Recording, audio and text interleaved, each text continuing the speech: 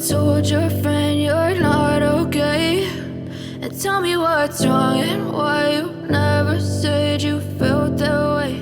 And guess you're trying to stay strong. Coucou, bonjour à tous et bienvenue dans cette nouvelle vidéo, j'espère que vous allez tous très bien. Aujourd'hui nous sommes le 4 août, donc hier si vous vous souvenez je devais faire les jambes et les fessiers, je n'ai rien fait. Oui, c'est honteux, j'ai beaucoup d'autres travail à faire en fait et voilà, j'ai vécu la 2 semaines un petit peu plus éprouvante que d'habitude au niveau de l'alimentation, en plus j'ai très faim. Donc j'ai craqué un jour, je vous l'avoue, ça ne sert à rien de vous le cacher de toute façon. Ce qui prouve aussi que au niveau de mon bilan et au niveau de ma sèche, j'ai perdu un petit peu moins de poids que ce qui était prévu à mon avis pendant ces 2 dernières semaines. Donc j'ai fait mon bilan hier soir que j'ai envoyé à mon coach. Je lui ai avoué ce qu'il s'était passé. Bon, je ne suis pas fière de moi. J'ai promis de ne pas recommencer. Alors oui, je ne suis pas un enfant, mais là ça paraît un peu comme ça. Mais bon, voilà, c'est important de ne pas craquer parce que ce n'est pas un régime où je peux me rattraper facilement. Non, c'est une sèche, donc voilà, je n'ai pas vraiment le droit à l'erreur en tout cas. Donc je vais dire que j'ai pris mon joker. Je lui ai donc annoncé que je m'étais inscrite à la compétition le 23 octobre. Donc c'est officiel, ça sera ma première compétition à mon avis. Donc ça c'est bien parce qu'on a le temps de se préparer tranquillement. Enfin tranquillement, de bien se préparer et d'être au top à ce niveau-là. Alors quand j'ai mangé trop, les jours qui ont suivi, en fait ce que j'ai fait c'est que j'ai diminué mes calories, mais pas mes protéines. Donc pour essayer de faire la balance entre tout. Mais je pense que ça a quand même freiné ma perte de poids. Ici je suis à 53,6 il me semble. Donc voilà, j'ai perdu 400 grammes en 2 semaines, ce n'est pas énorme parce que j'étais quasiment sûre d'être déjà un petit peu en dessous des 54 kilos à mon bilan d'il y a 2 semaines, donc voilà. Ce qui est fait est fait, on ne peut pas revenir en arrière malheureusement, et puis c'est ainsi, on apprend de ses erreurs, nous sommes humains avant tout. Donc là maintenant je vous ai montré mon entraînement jambes, donc je l'ai quand même fait aujourd'hui parce qu'il ne faut pas exagérer, je ne vais pas reporter mon entraînement jambes jusqu'à la fin du monde. Alors, je me suis entraînée une partie dans le jardin, il faisait très chaud, mais je me suis dit que comme j'avais 100 fentes marchées et que ma salle en bas est quand même assez restreinte au niveau des mètres carrés, je me suis dit que j'allais faire ça dans le jardin, comme ça c'était chouette et super éprouvant.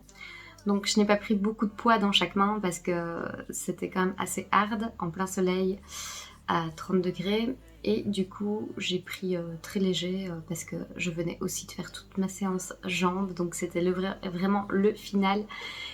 Et voilà, demain je fais le dos, les abdos et les biceps à la salle. Donc comme je vous disais, mon coach m'a répondu qu'il valait mieux que ça arrive maintenant qu'à la fin de la sèche. Donc si j'avais le droit à l'erreur, en tout cas ça ne devait pas arriver plus tard, enfin que c'était mieux que ça arrive maintenant. Donc je suis très reconnaissante pour sa bienveillance et sa gentillesse. Je vous disais que j'étais assez fatiguée en ce moment. En fait, je fais de très courtes nuits parce qu'il fait très chaud et bon, comme je vous ai déjà expliqué, Tsuki et tout ça, enfin bref. Et du coup, aujourd'hui, je suis réveillée à 7h et de 9h à midi, je me suis endormie dans le fauteuil. Mais franchement, j'en avais besoin, donc du coup, je suis restée là, je ne culpabilise pas. J'ai envoyé ma pause de côté hier à mon coach et il m'a fait la même réflexion que moi. J'ai fait à ma coach, mais c'est ça la pause de côté, c'est pas l'autre. Et en fait, effectivement, il y a toujours une erreur avec ça. Enfin, une erreur, c'est pas une erreur en fait. Il y a 2 pauses de côté et apparemment, celles d'IFBB en pro élite font quand même aussi l'autre pause de côté. Mais moi, j'ai la pose de côté où les jambes sont serrées en fait. Et si vous voulez, je vais vous mettre une image, tiens, voilà. La pose de côté où les jambes sont serrées, c'est celle-ci. Et en fait, vous avez aussi une pose de côté qu'on voit, je vais dire, le plus souvent, qui est celle de NPC, ça c'est sûr. Mais en plus, certaines de IFBB Pro la font aussi. Et c'est celle-ci. Donc vous voyez, enfin, c'est différent. mais ça porte vraiment à confusion parce qu'on ne sait pas trop quoi faire. Du coup, moi, ce que j'ai fait pour être vraiment sûre, c'est que je suis allée voir dans ma fédération, en Belgique, comment ce que les filles posaient. Et du coup, c'est bien celle que ma coach me conseille de faire. Ma coach est en IFBB Pro. Si vous ne la connaissez pas, elle s'appelle Ophélie Gava. Voilà, je vous mets son petit Instagram ici en dessous. Si jamais vous aussi voulez faire une compétition et faire des cours de posing. C'est une fille qui est très très sympa et c'est très agréable de travailler avec elle.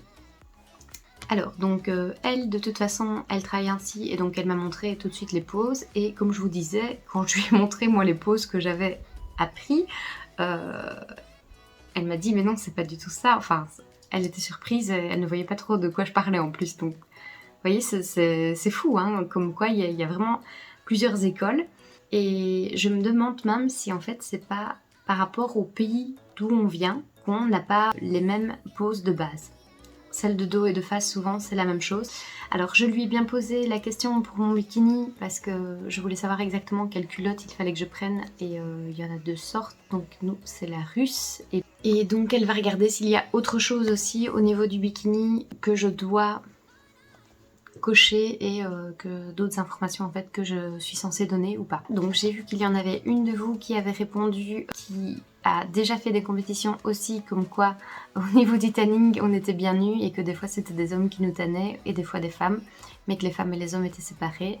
Bon, je sais que quand on est dans le mouvement de la compétition et tout ça, on met un petit peu tout ça de côté et sa pudeur aussi pour pouvoir concourir, mais je ne veux absolument pas que ce soit un homme qui me tanne, c'est non.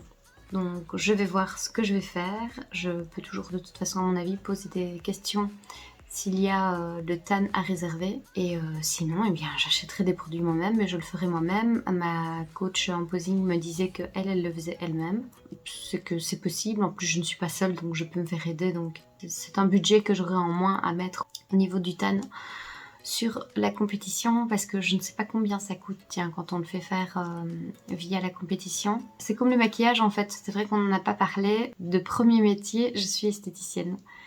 Et j'ai toujours eu une passion pour le maquillage de scène, en fait, un maquillage assez extravagant. Bon, je ne me maquille plus du tout comme ça maintenant, mais je pense que je peux très très bien me débrouiller seule. Je vais peut-être un petit peu plus galérer pour les faux cils. Au niveau des ongles, je crois que je ne vais pas mettre de faux ongles parce que je ne supporte pas ça.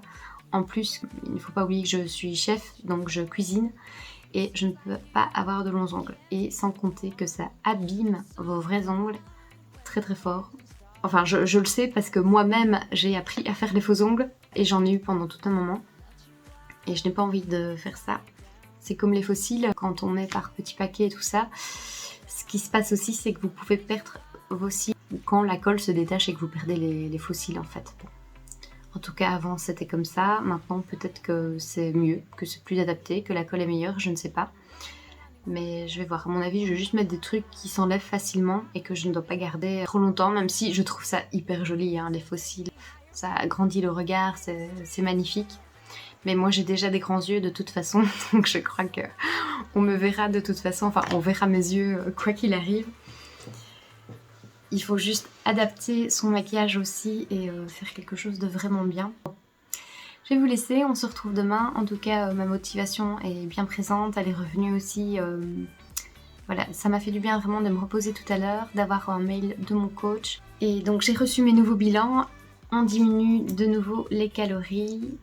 Donc j'ai hâte de voir comment mon corps va bouger. Parce que ceci dit, même si j'ai mangé un petit peu trop pendant les 2 semaines là, enfin que j'ai craqué à un moment donné, quoi qu'il arrive, je vois bien qu'il y a quand même eu un changement. J'ai la peau beaucoup plus lisse au niveau des fesses et des cuisses aussi. Et j'ai l'impression que mon fessier est un petit peu plus bombé. C'est plutôt l'entraînement quoi, ce n'est pas vraiment la diète. Mais enfin, c'est un tout. Mais voilà, je sèche au niveau du dos aussi, du haut du dos. J'ai bien remarqué, mes bras aussi. Donc ça, vraiment, je suis contente. Et ça ne fait... Ah ouais, parce que j'ai mis mon bic, ça a refait le point en fait. Du coup, maintenant, je suis en pleine lumière. Et bien voilà, c'est comme si la lumière fut. Et bien, sur ces mots et cette jolie lumière, je vous laisse. Et on se retrouve, à mon avis, demain. Bisous. So I'll keep running, running, running for you.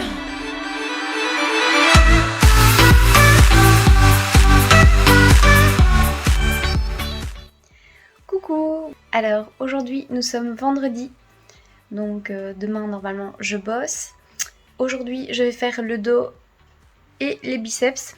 J'ai regardé un petit peu de plus près mon plan diète et mon plan d'entraînement, donc c'est génial, j'adore moi changer tous les mois d'entraînement. Ça permet aussi de renouveler, d'apprendre de nouvelles choses, de travailler différemment, de ne pas se lasser en fait des exercices, donc ça je trouve ça super. Évidemment il y a toujours des exercices qui reviennent comme le hip thrust et des choses comme ça, mais bon. Au niveau de mon plan diète, comment vous dire ?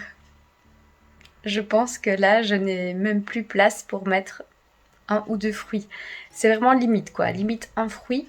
Du coup, je vais vraiment me limiter en prenant des petites quantités parce que je suis passée à un taux de glucides quand même assez bas. Et comme je vous avais expliqué, si vous vous souvenez, donc nous on travaille comme ça avec mon coach. On fait 2 jours de diète bas en glucides. Ensuite, je reprends un jour plus haut en glucides. Ensuite, je reprends les 2 jours bas. Ensuite, je reprends le jour haut et après, j'ai le cheat day qui est quasiment la même chose en termes de calories que le jour plus haut en glucides, mais qui est beaucoup plus fourni en glucides, donc moins fourni en protéines et en graisses. Voilà, donc c'est ainsi qu'on fonctionne. Pour moi, ça fonctionne bien. Après, voilà, il y a d'autres méthodes de travail, hein. Il y a aussi la méthode classique où on diminue ses calories et on a juste un jour de cheat day qui n'est peut-être pas calculé, moi ça l'est en tout cas. Voilà, ça dépend aussi, je pense, comment l'organisme réagit quand il y a un jour comme ça qui n'est pas calculé. Bon, on n'a plus le droit à l'erreur là de toute façon, donc il faut faire hyper attention à tout. Et puis je pense que tout simplement, en fait, ce que moi je préfère faire, parce que j'essaye toujours d'adapter ma diète à moi, mais en conservant exactement le même nombre de macronutriments évidemment. Mais par exemple, je sais qu'il me faut plus de fruits. Donc pour avoir une petite portion en plus de fruits, ce que je vais faire, c'est diminuer ma quantité de porridge par exemple le matin et apporter plus de fruits à ce moment-là. Voilà, je diminue un petit peu tout ce qui contient plus de glucides en fait. Donc dans les féculents et tout ça aussi, sauf que ici, dans les jours bas en glucides, je n'ai pas de féculents il me semble. Oui, donc évidemment, c'est un petit peu la folie, hein. Bon, je diminue, et puis j'essaye d'ajouter ailleurs pour avoir le plus de fruits possible, le plus de minéraux aussi, parce que là du coup maintenant, je commence à comprendre pourquoi les athlètes se complémentent en complément alimentaire, mais en vitamines et tout ça, hein, parce que là c'est vrai qu'au niveau des nutriments et des vitamines, ça devient difficile d'avoir tout ce qu'il faut. Du coup, ce que je fais, c'est qu'au lieu de manger des légumes cuits, je les mange crus pour avoir assez de vitamine C aussi, et plus de vitamines et plus de minéraux, parce qu'il n'y a pas de secret, hein, dès que c'est cuit à plus de... Je pense que c'est plus de 30 degrés, et bien à ce moment-là, ça n'a plus du tout les mêmes valeurs. Et un aliment cru garde toutes ses valeurs nutritionnelles. Ceci dit, en mangeant plus de cru, ce qui va se passer, c'est que je vais digérer beaucoup plus vite. Donc ça va moins me tenir au corps et la digestion va être beaucoup plus rapide. Du coup, j'aurai plus vite faim. Bien, je suis obligée de passer par cette étape en fait. J'ai envie de manger des fruits, mais tout ça, et des vitamines, mais voilà, j'ai pas trop le choix en fait là. Je pense que je vais négocier d'échanger des lipides avec des glucides s'il y a moyen. Un petit peu, en tout cas pour genre les jours où je trouve que les lipides sont beaucoup trop. Et je ne suis pas habituée à manger autant de lipides. Du coup, moi, mon corps le supporte assez mal. J'attrape même des boutons parce que ça, c'est le foie qui ne supporte plus la graisse. En plus, voilà, j'ai pas envie de dépasser 30% de lipides par jour. Je trouve que c'est largement suffisant pour ma santé en tout cas et pour tout ce qui concerne le système hormonal et tout ça. Et de toute façon, j'ai envie de vous dire que les gens qui disent que les lipides sont bons pour les hormones et tout ça, enfin c'est plus exactement ça, hein. La vérité, c'est pas ça, hein. Et vous voyez bien de toute façon, parce que plein de compétitrices ont des problèmes d'hormones alors qu'elles consommaient quand même assez bien de lipides. Donc c'est le fait de baisser sa graisse corporelle, ok, mais ce n'est pas en consommant plein de lipides que ça va changer quelque chose, hein. Donc voilà. Je vais m'entraîner. Là, je suis en train de vous monter une vidéo, mais je vais mettre ça en pause pour aller m'entraîner, comme ça après je serai 100% dispo pour monter cette vidéo. Et je voulais vous dire, oui, qu'est-ce qui se passe? Parce que je vois qu'il y a plein de gens qui regardent mes vidéos, mais vous ne vous abonnez pas. Alors s'il vous plaît, abonnez-vous. Voilà, il faut s'abonner pour soutenir le travail des gens, les soutenir eux-mêmes, et ça fait toujours plaisir. En plus, il faut l'avouer, ça ne vous coûte rien du tout. Et puis si un jour vous êtes fâché, eh bien vous vous désabonnez, c'est tout. Après, c'est comme je vous disais, on n'est pas obligé d'être d'accord sur tout, tout le temps. Voilà, c'est normal de ne pas toujours être d'accord avec tout, sinon on serait tous les mêmes. Et on ne veut pas tous être les mêmes, sinon où est la personnalité? Du coup, voilà, je voulais vous dire, n'hésitez pas à vous abonner, là tout de suite, maintenant. Si tu me regardes, appuie sur le bouton t'abonner, merci. Ça me fait vraiment plaisir et voilà, je suis vraiment contente de vous partager tout ça. Il ne faut pas oublier que c'est un travail gratuit que je fais, que l'on fait pour beaucoup de youtubeurs, en tout cas déjà en débutant et puis même par après. Il faut l'avouer, on ne gagne pas beaucoup d'argent en étant sur YouTube, sauf si vraiment on fait des profits en vendant des produits ou quoi que ce soit, mais ça n'est pas du tout mon cas. Donc tout le temps que je prends ici, c'est pour partager avec vous, et j'en suis très heureuse franchement, et je suis même là pour répondre à vos questions. Si vous avez envie de commenter en barre d'infos, n'hésitez pas aussi.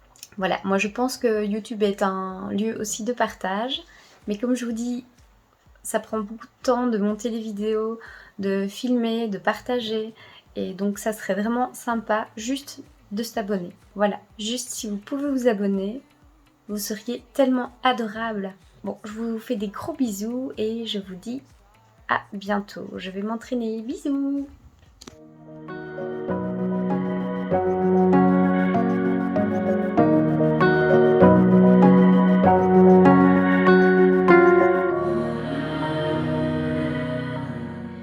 Coucou, bonjour, aujourd'hui nous sommes le dimanche 7 août. Alors, j'ai décidé de commander mon bikini ce jour-ci. Voilà, parce que ça fait beaucoup trop longtemps que ça traîne et en fait, comme je vous l'avais déjà dit, j'hésite vraiment entre quelques couleurs. J'ai demandé à mon amoureux, mais il dit que c'est pas à lui à choisir, et donc lui m'a donné son avis, qui n'est pas le même que moi, et du coup ça me fait hésiter. C'est bête, hein, mais bon. Alors ce que j'ai fait, c'est que je suis allée voir par rapport aux couleurs que j'avais sélectionnées, comment ça donnait sur scène.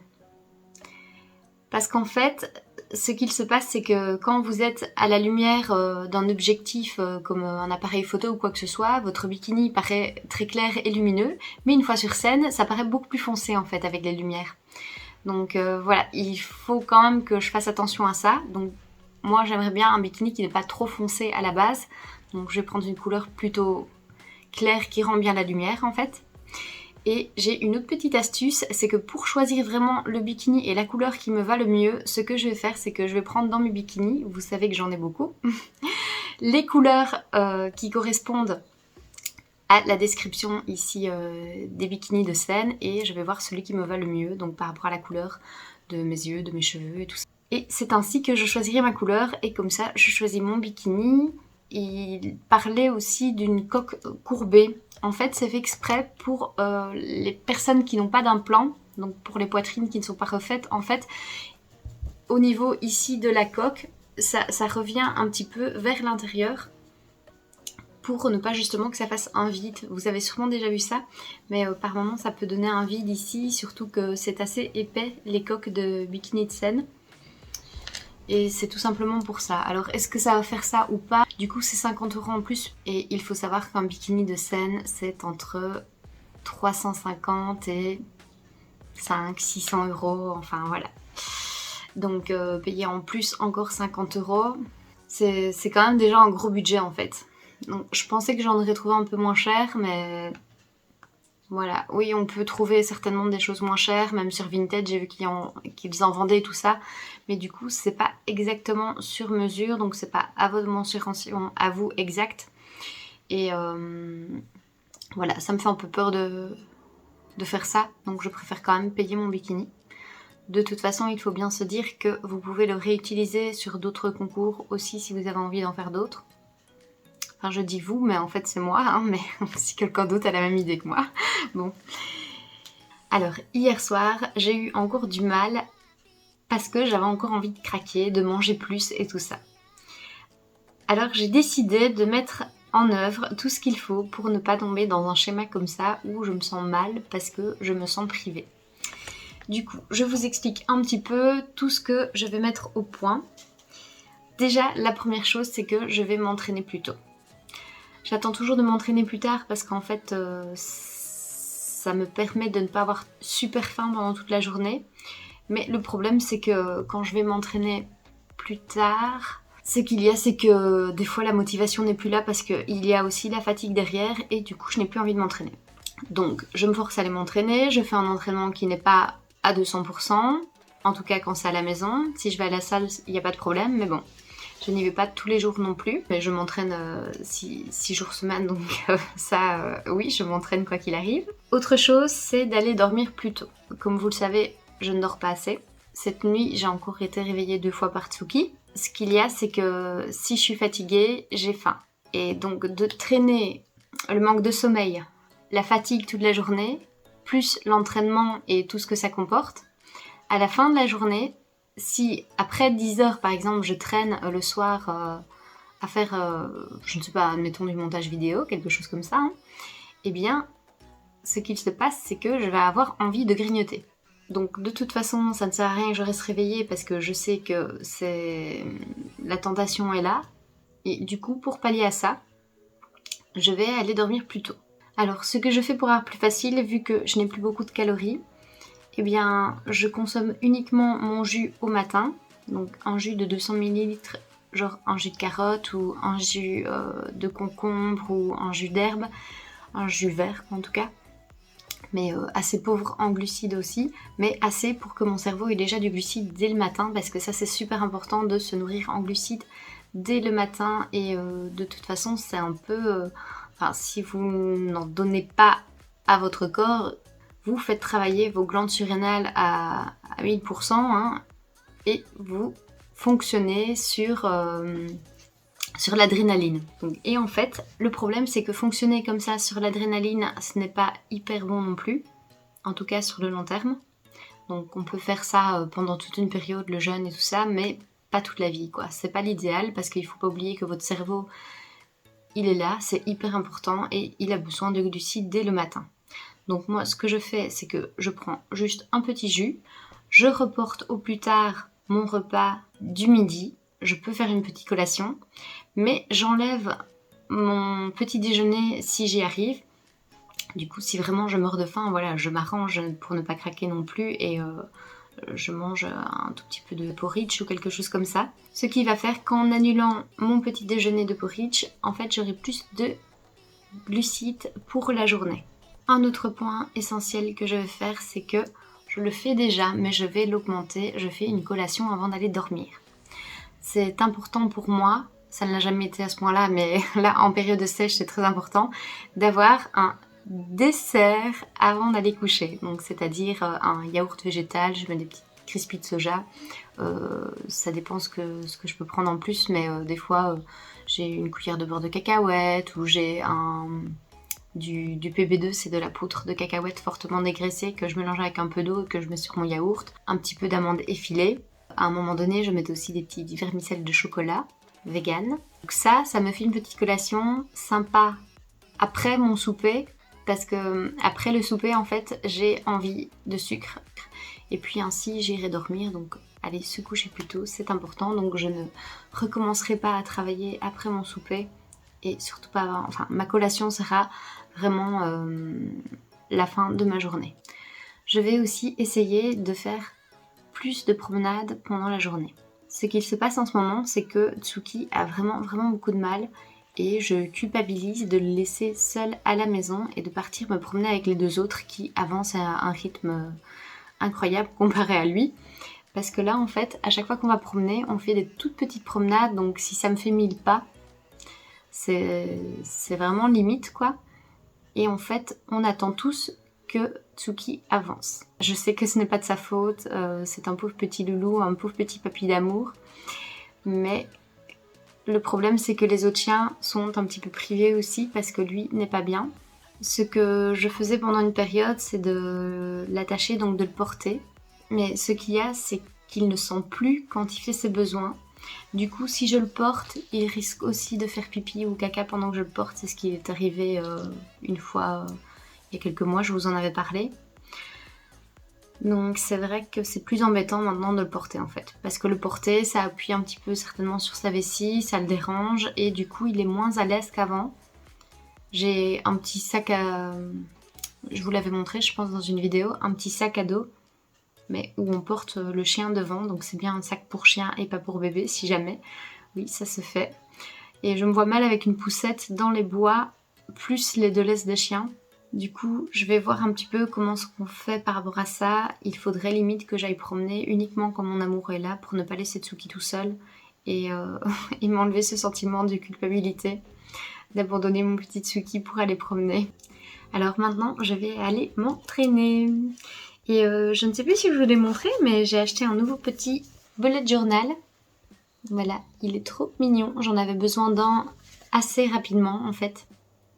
Dans la prochaine vidéo, je vais vous partager mon bilan sur les...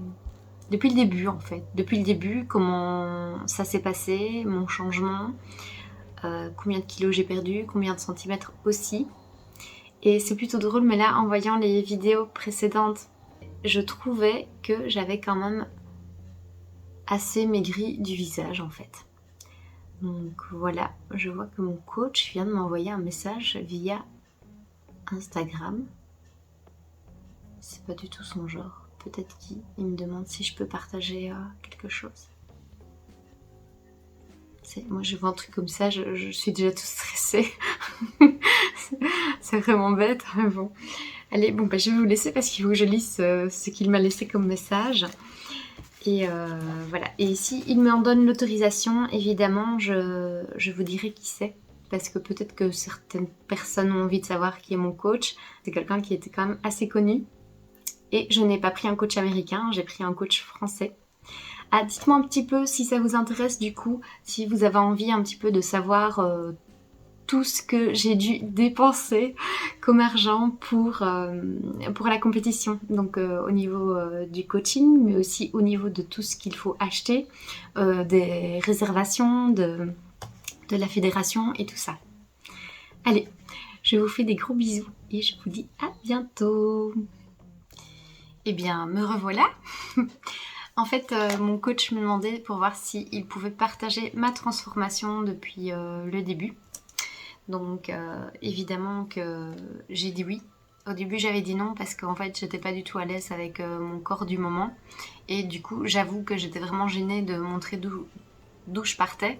Vous je vous ai montré mais voilà, après je vous ai montré que l'avant de mon corps, je vous ai pas montré derrière mes fesses et tout ça, là où je stocke le plus de gras. Parce que j'étais vraiment pas emballée par ça. Donc au début j'avais dit non. Et puis c'était d'office qu'à un moment donné j'allais dire oui quoi, mais bon il fallait du temps quoi, il fallait juste que je l'accepte aussi. Et c'est ce qu'il dit, c'est que un suivi personnalisé comme ça, une évolution, ça n'est pas que physique, c'est aussi mental. Et le fait d'accepter comment j'étais avant et comment je suis maintenant, c'est aussi un vrai travail. Du coup, voilà, on peut féliciter le physique, mais on peut féliciter aussi le mental et ce qu'on a accompli, parce que il n'y a rien à faire, ça joue en fait, il y a tout un truc là-dedans. Hein. Et je le vois bien aussi dans le métier de thérapeute en alimentation végétale, et même quand on fait un autre métier, il y a toujours ce petit côté psychologue où vraiment on est là, il faut soutenir les gens et tout, mais encore plus c'est vrai dans les métiers d'accompagnement comme les coachs et les thérapeutes. Donc mon coach c'est Julien Caglierini. Et c'est donc pour ça que j'étais très contente qu'il accepte de travailler avec moi au tout début dans ma première vidéo quand je vous l'avais annoncé. Parce que ce n'est pas toujours facile d'avoir un bon coach et quelqu'un qui est dans le milieu, qui a déjà fait des compétitions aussi, donc qui sait de quoi il parle, en plus un français. Donc un français qui est aussi américain, du coup parce qu'ils ont la double nationalité, avec lui et sa femme, ils font du très très beau travail. Alors voilà, comme ça vous savez, et je suis contente en fait de pouvoir vous le dire. Oui. En fait, c'était difficile pour moi de trouver un coach parce que, comme je vous dis, je voulais quelqu'un de sérieux, quelqu'un qui pouvait aussi s'adapter à ma diète et Julien le fait très bien. Donc il m'apporte vraiment des plans alimentaires qui correspondent à mon éthique. Et ça, c'était vraiment important pour moi. En plus de ça, eh bien, comme vous savez, je suis un petit peu plus difficile pour certaines choses et voilà, on s'adapte. Si vous ne connaissez pas Julien, mais qu'attendez-vous? Allez vous abonner aussi à sa chaîne, en plus de la mienne, n'oubliez pas. Eh bien, je vous laisse. Je vais m'entraîner, je ne le dis plus parce que là maintenant c'est devenu vraiment exagéré si je n'y vais pas. Je vous fais des gros bisous et je vous dis à bientôt.